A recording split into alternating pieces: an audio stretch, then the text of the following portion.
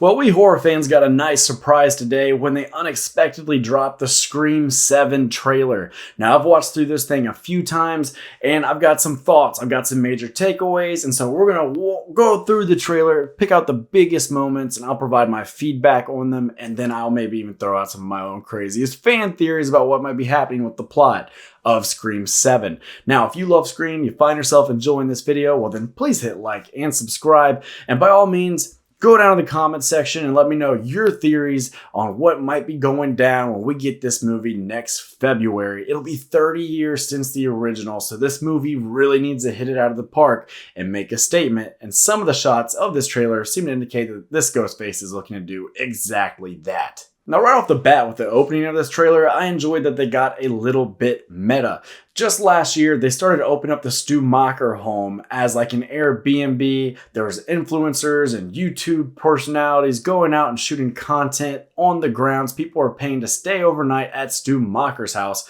Here in the opening of the trailer, we have this young couple rushing in, excited to take in what looks like the OG Stab home from one of the in-universe Stab films. And there's all sorts of memorabilia, an animatronic, and a real-life Ghostface killer just lurking in the shadows to absolutely slay them. A nice fun chasing breaks out. We get tension as a girl dangles from a chandelier, and then a nice funny kill by Ghostface as he just coyly pulls the knife up to his chest and waits for gravity to do its thing. I like that with this scene, we didn't see what happens with the boyfriend, how Ghostface dispatches of him. So if this ends up being a key sequence in the movie, or possibly the opening sequence of the movie, which I think it will be, then there's still something that will feel fresh for us. The entire thing won't feel spoiled by the trailer.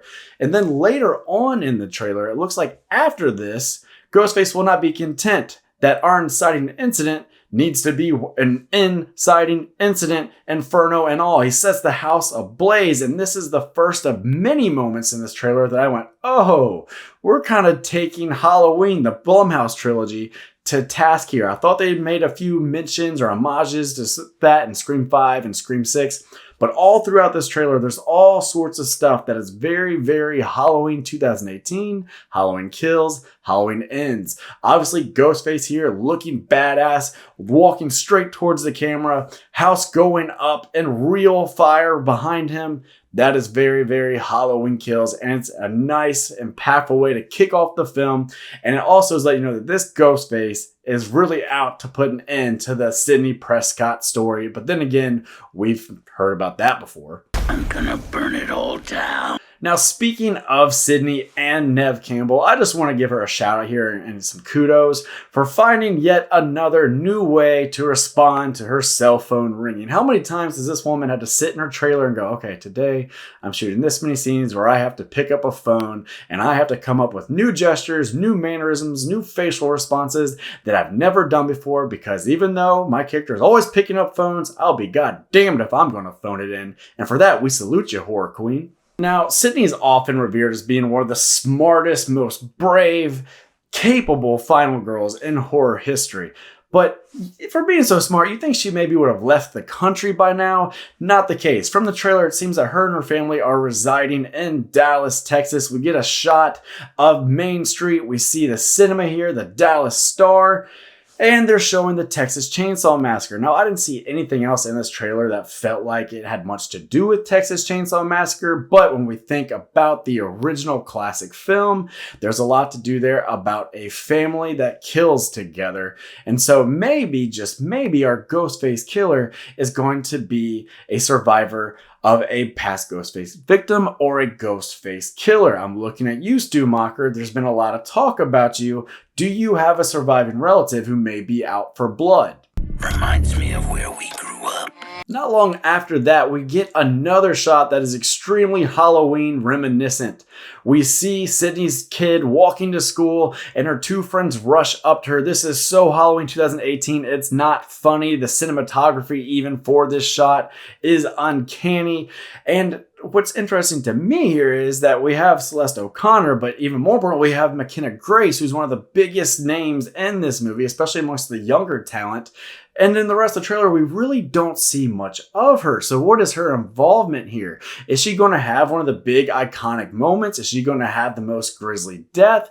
Will she be a Ghostface killer? What is McKenna Grace's involvement with this movie, because I honestly was thinking she would appear in the trailer much more. They just gave us this little flash and it has me going, what are we saving? What is yet to be revealed about her in this movie? I love this shot of Ghostface sliding out of the attic. It's a little bit Black Christmas-like in that he's been in the home the entire time, surveilling, lurking above his prey, and them not knowing.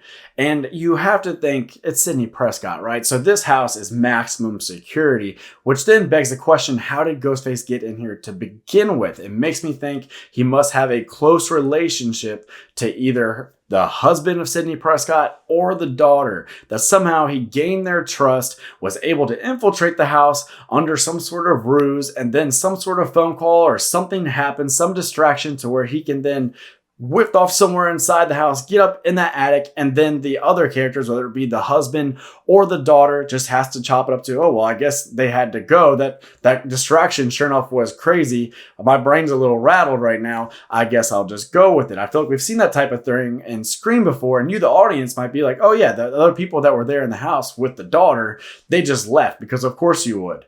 But all the while, they've tucked away into the attic, and they're just waiting for the time to be right. So yeah, it's going to be super fascinating to figure out how Ghostface would go about infiltrating Sidney Prescott's home in the year 2026. I mean, Sidney's been at this for 30 years. She's a pro. She ain't taking any chances. And we see in the trailer that she has a state-of-the-art panic room set up in her home, which again is very Halloween 2018. In that movie, Laurie's a bit of an outcast. She's isolated herself and she's turned her home into a death trap for Michael Myers with all sorts of ways to get to safety for herself or to imprison him. And it looks like Sidney has done something similar. Here she's with her daughter. With Laurie, she was there with her daughter and with her granddaughter. Just so many parallels. And so with those parallels, it is apparent the best way to get at Sidney is to get at her family. I'm not going to hurt her until you're here to see it. We see that Joel McHale will be portraying her husband, Mark, and that he's going to get grabbed later on. I already mentioned Black Christmas once, and now that I think about it, him being seized like that and with the plastic wrap pulled over his face, that is also very Black Christmassy. That feels a bit more like homage now that I think of it. But then also Ghostface calls Sidney and basically baits her to come and get at him because he has her daughter, Sidney's daughter, I should say, and that he's going to save the kill for when Sidney can witness it, which is twisted, but it's also just good manipulation. But you know, if you're going to come after one of the Prescotts, you better come correct, because not only are you going to have Sidney Prescott knocking down your door, but old Gale going to pull up. And now this is where I'm like, oh, I think about Ghostface at the end of this trailer, setting that house aflame, standing on business. I just feel like some of the talk in these circles about certain legacy characters being overdue for a demise. And I just go, is this it? Is this the time? I thought for a minute there in Scream 6 that Gale was a goner. I just think that maybe, just maybe, it's a wrap on Gale this time. After all, we could have somebody who's related to one of the original killers. They're looking to take out everybody who's from that original movie from 30 years ago. Gale's one of those characters, and she's not somebody who'd be particularly liked by somebody who has bad feelings towards Gale and any of the other survivors who may have killed one of the original killers. Now, there's also random bits of Mindy and Chad in this trailer. So comment, do you think that they make it out alive? Because to me, Chad definitely should be dead. I think maybe both these characters should be dead. But in the last movie, Chad was stabbed so many times that he should have more holes than a slice of Swiss cheese. I mean, they turned that boy into a walking pincushion, so he shouldn't even be here to begin with. But now his crew, they're not even around. We don't have Melissa and Jenna anymore, so to me, these two are expendable. And so let's say Stu Macher's sister, for example, turns out to be our mastermind here, turns out to be our Ghostface killer. I'd have to imagine she'd want to wipe out the rest of the Meeks bloodline. We could see their mother get killed off, and we could see these twins get killed off as well. So already several times I've talked about characters that were in the original, are still around, or have descendants that are still around and still really factoring into the plot.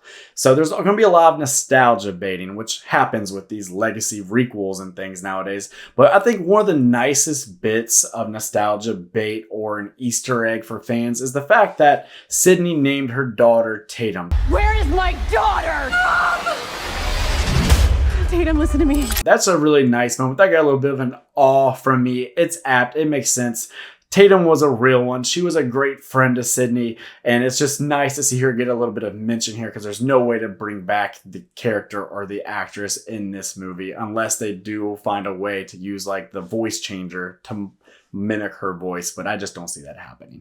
Some more overarching thoughts about the trailer is that this Scream feels much more contained than some of the other sequels to where we're like used to going all over the city, whether that be New York by way of Canada, or whether that be a college campus, or that be Hollywood. No, this seems much more residential. This feels much more suburban. This feels a lot more just like you're running up and down the stairs in a 2-story home, which puts it very much in touch with the roots of the franchise. And I'm okay with that. Certain shots seem to be a little bit on the cheaper side, not necessarily in a bad way, just that this movie may have a smaller budget than we've become accustomed to with the previous couple of movies. But all in all, I think it looks good, and it just got my mind churning. It got the gears grinding and popping out questions and what ifs. There was somebody, I talked about not seeing McKenna Grace in this. I also found it very interesting that we did not see Anna Camp. I know that she is involved in the cast, and she's somebody who's been really impressing me in recent years. She keeps popping up in different things that I watched with my wife. She was in the most recent season of You, and she showed an ability to be very campy, very dark, very layered, and portray all sorts of different personalities. And in one moment, she can be kind of casting this certain type of facade that is very believable, and in the next moment, you're seeing the truth of her character. And so I think if she turns out to be the surviving sister of Stu Macher, This is gonna be fun. and she's running around with a voice changer and she's using AI and stuff like that to resurrect her brother and Billy and so on and so forth, that'd be a really good Mean Girl way to go ahead and terrorize Sydney as she tries to kill off anybody that has anything to do with the 1996 film. Now, also, we talked about McKenna Grace. Now that I think about it, McKenna Grace in this movie, blonde, similar kind of facial structure to Anna Camp. What if she turns out to be the daughter of Anna Camp? And then that is what we have here. We have Stu Macher's sister and his niece. They are two Ghostface killers. They're the ones that are looking to finally nip it all in the bud. They're the ones that may be killing off Gale Weathers. What do you think? Do you like the idea? Other moments in this trailer, I'm like, I don't think we're getting two Ghostface this time. I'm not sure. A lot of it seems to be alluding to just one singular Ghostface who goes way back with Sidney Prescott in some manner. So it'll be really interesting to see how it all goes down. We didn't get to see much of in the way of kills. We had the girl falling off the chandelier. We had the fire and stuff like that. We had all sorts of really quick flashes, but I like that they didn't tip their hand too much. There's going to be a body count here, especially if we are going to go that in to taking on the Halloween films. Halloween Kills, Halloween 2018, Halloween Ends. Michael stacked up bodies. I mean, between those three movies, 50, 60 people probably, something like that. Halloween Kills has one of the biggest body counts of any slasher. So this movie, if the meta nature of it, if the commentary is going to be on point, then this Ghostface is going to have to be mean, and he's going to have to kill people in really vicious, fun ways. So I can't wait to see all of that. I will be rooting for Sydney. I will be rooting for her daughter, and I'll be rooting for her husband, Joel McHale. I'm going to be honest. I didn't really like him in It's a Wonderful Night or some of the other horror projects I've seen him in. I liked him on The Soup. I like him in everything else he's been in that's not horror related, but I don't know how he fits into a Scream movie, and I don't really know that he's going to be around for all that long anyway after watching this trailer. So there you go. Those are my thoughts. Those are some of my theories about where we may be going. I cannot wait to see this in February. I think we're going to be in for a good time. Something about this feels maybe a little bit more definite, but when this Ghostface talks about ending things once and for all, I'm calling bullshit on. But hey, horror sequels are going to horror sequel. We're going to keep pumping out into perpetuity as long as they're making money. And honestly, couldn't be happier about it. Movie looks good to me. What do you think? Are you excited for it? Do you think it looks good? Do you think we're getting one Ghostface, two Ghostface? What is McKenna Grace's involvement in all of this? What is Anna Camp's involvement in all of this? What's the motive? This movie may very well hinge on the motive and the identity of the killers, of the unveiling. I thought Scream 6 was an absolute banger up until that third act where everything kind of derailed. Hopefully this movie can avoid a similar fate.